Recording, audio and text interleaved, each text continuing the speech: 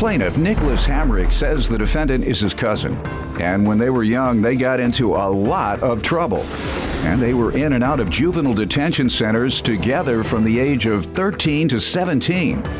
Nicholas claims he loaned the defendant money to start a rap group called Convicts Coming Up, but he has yet to be repaid.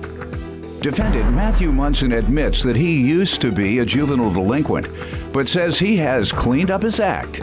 Matthew also admits that he borrowed money from the plaintiff, but insists he repaid him with VIP tickets and backstage passes to his concerts.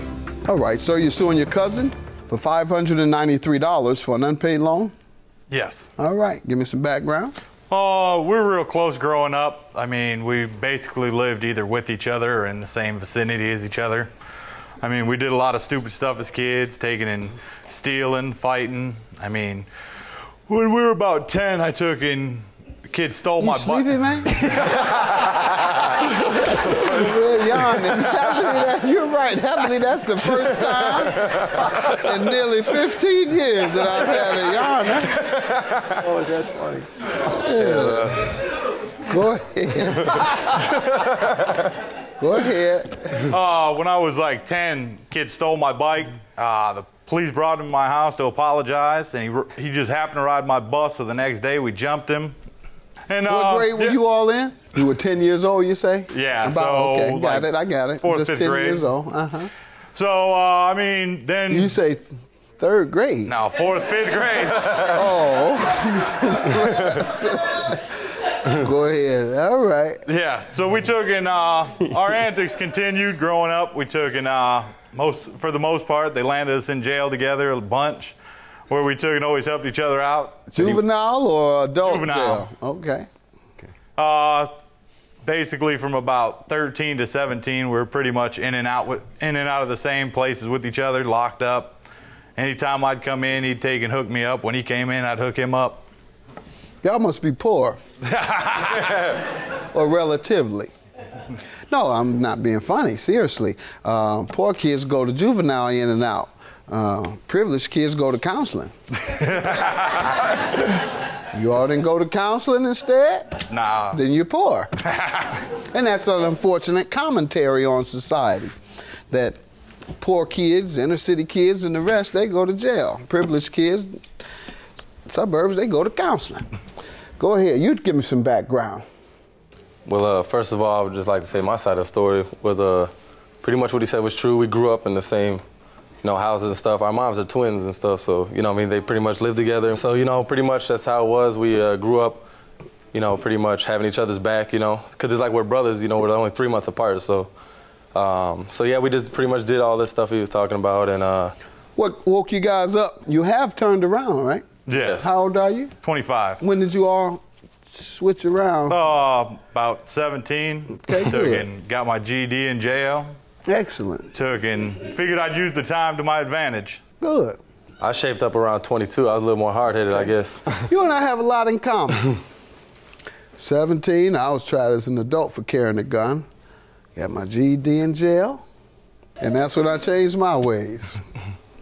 All right, tell me how he owes you for the loan, $593. Early 2009, he took and had got with a friend. His friend talked him into taking and starting rapping. In September 2009, he took and decided he wanted to go and start his own group called Convicts Coming Up. So, yeah, he's honest. So I took and he approached me, told me he needed to get stuff like a mic, soundproof, and stuff like that, but he didn't have the money at the time. So I told him it was no problem. I'd take and loan him the money. So on September 29th, he took and came over. He took and I was like, here's the 500. What year? 2009. 9. Mm-hmm. I told him, I was like, I'll take and give you the money. I was like, just take and I'm going to fill out this receipt. That way we got proof that I took and gave you the money. So he was like, okay, that's fine. I'll take and pay you back when I start doing shows. So he starts putting out mixtapes and doing shows, and here it comes 2-3 years down the road, and I've still yet to see anything. All right, sir, what do you say to that? Well, it is true he did give me the $500 loan for me to start the home studio.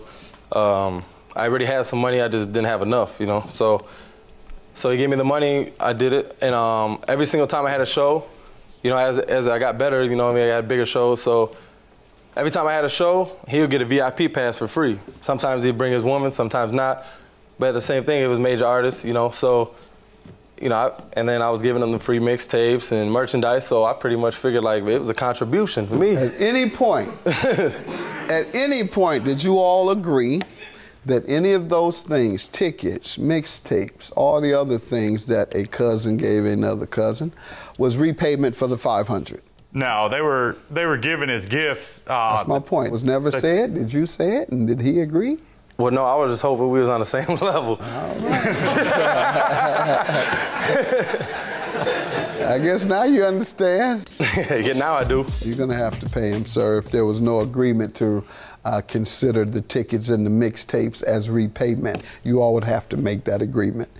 And is it true? Did he give you over $500 worth of things? No, I mean, most of the tickets were as part of their promotion for the show. They'd get tickets to sell. No, he lying. And backstage passes, that ain't no promo. That anyway. Like $50, $60 tickets. All right, well, he doesn't consider it worth canceling the debt. So. I do. I know, but it's his claim. You owe him. He doesn't know pretty you. much they were leftover tickets. It wasn't like he was just taking, and as soon as he got the tickets, he was like, oh, here you go. I'm going to take and give you this ticket to come to the show. Seats? It was taken in, they were all right, but I mean. He had backstage passes. It was pretty much. If you had backstage passes, he gave you something valuable. Yeah, but it was, like I said, it was a gift. It was never as reimbursement or repayment towards the loan. It was pretty much that once he got I got that, but I was making the point, if he has given you over hundreds of dollars in gratuities, you might have wanted to cancel this debt. But no, it's like I said, it was like. All right, I'm gonna give you money. Judgment for the plaintiff.